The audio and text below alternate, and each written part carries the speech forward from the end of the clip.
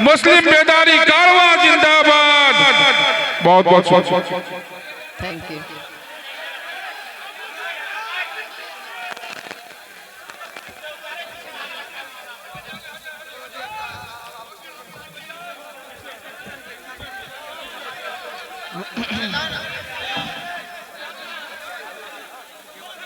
अस्सलाम वालेकुम। हयात लेके चले हैं, कायनात लेके चले हैं तो सारा जहां साथ लेकर चले हैं।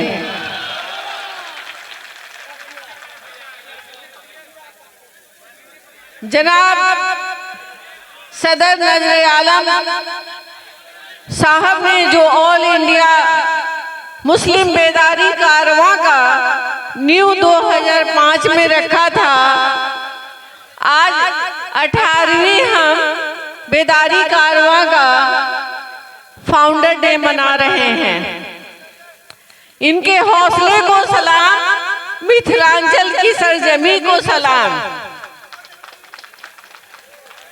और मेरे साथ आए हुए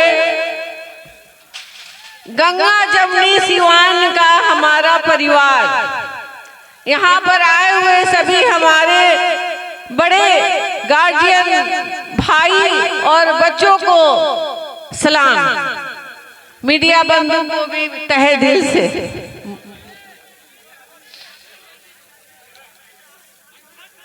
हजरात आइए इस ऑल इंडिया मुस्लिम बेदारी कॉन्फ्रेंस में सूबे बिहार के दरभंगा की सरजमी से सबसे पहले उस मर्द आहान और अजीम शख्सियत को खिराजे अकीदत पेश करते हैं,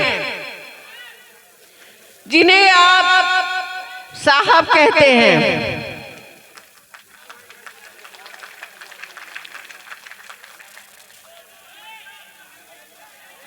नजर आलम भाई ने इब्तदा की और मेरे शौहर मरहूम डॉक्टर मोहम्मद शहाबुद्दीन साहब ने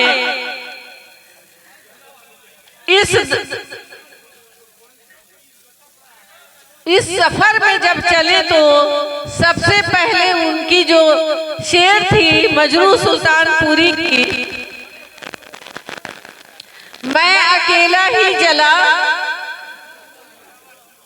मैं अकेला ही चला था जानिबे मंजिल,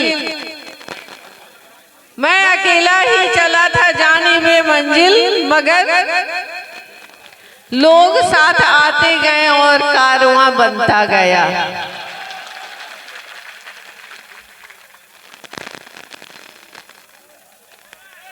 मैं तमाम ख्वातीन व हजरात से ये अपील करती हूँ कि अगर तालीम हमारे अंदर नहीं होगी, तालीम से हम बहुत पीछे हो गए हैं। नजर भाई ने कहा था कि हम 3% हैं। क्यों हैं?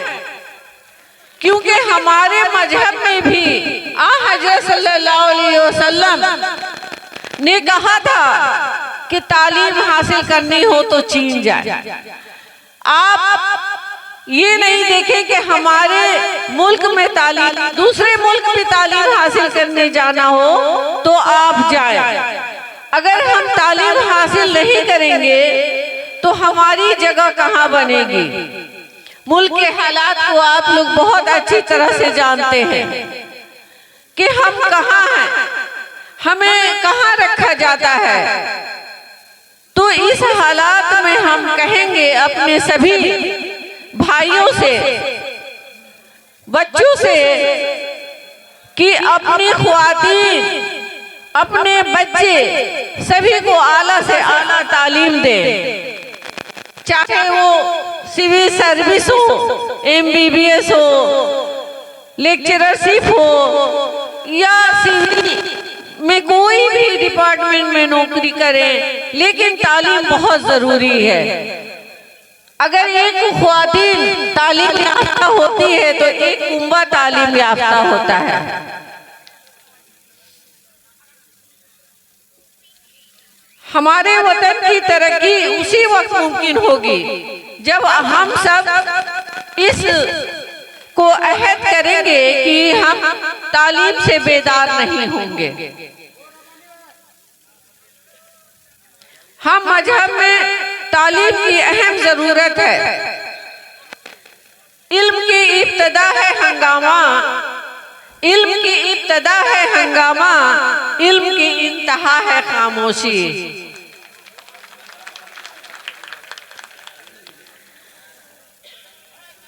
आपने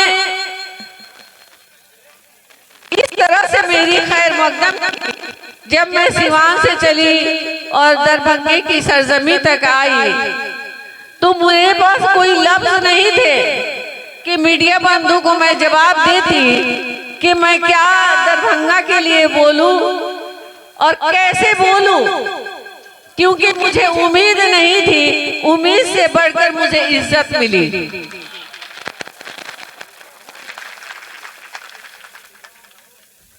ज्यादा तो नहीं, हम में कहा है जब 1947 की हमारी आजादी की लड़ाई चल रही थी, दरमियान ना कोई हिंदू था, ना कोई मुस्लिम, ना कोई सिख, ना ईसाई, हम सब मिलकर अपने वतन की आजादी के लिए एक होकर खून बहा रहे थे। उस खून से हमने अपने चमन को सींचा और आज हमें कहा जाता है हिंदू राष्ट्र, तो हमारा राष्ट्र कहाँ है?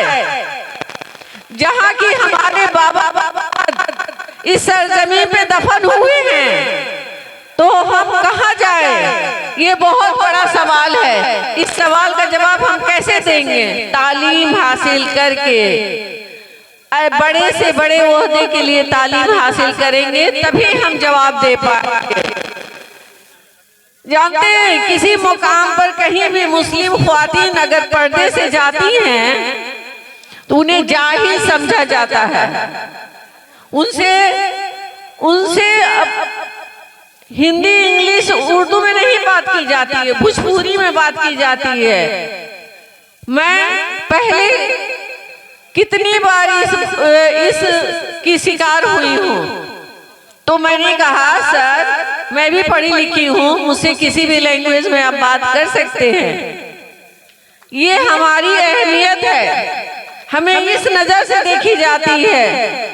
वक्त की बहुत कमी है, मैं वाकई 5-6 घंटा लेट पहुंची हूँ, लेकिन लेट पहुंचने से ये भाई बहुत सुकून से है।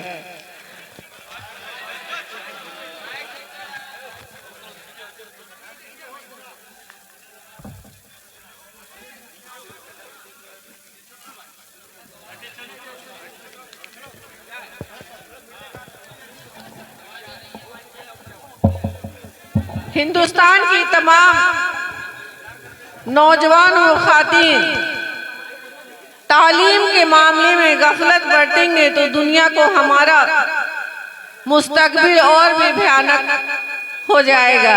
इसलिए हर सतह पर मिल्लत में तालीम शऊर को बेदार करने की सख्त जरूरत है। घायल तो यहाँ हर एक परिंदा है, घायल तो यहाँ हर एक परिंदा है, लेकिन जो फिर से उड़ जाए वो जिंदा है।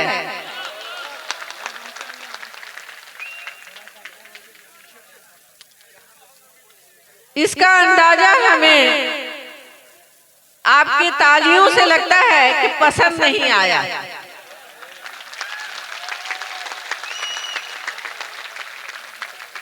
अब मैं अपनी बातों को खत्म करूंगी।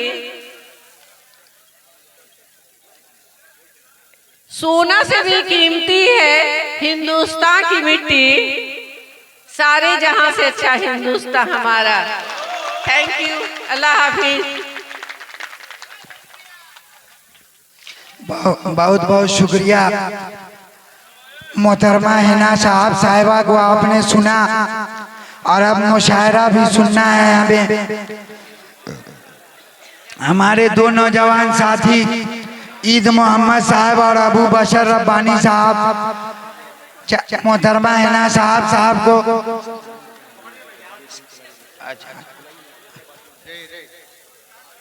अभी हमारे बीच एक मज़ाहिया शायर जो सीवान से चलकर आए हैं, मैं चाहूंगा उनको बुलाने से पहले सीतामढ़ी से मोहम्मद मुर्तुजा साहब आए हैं, वो बूके दे करके मोहतरमा को का इस्तकबाल करेंगे जल्द।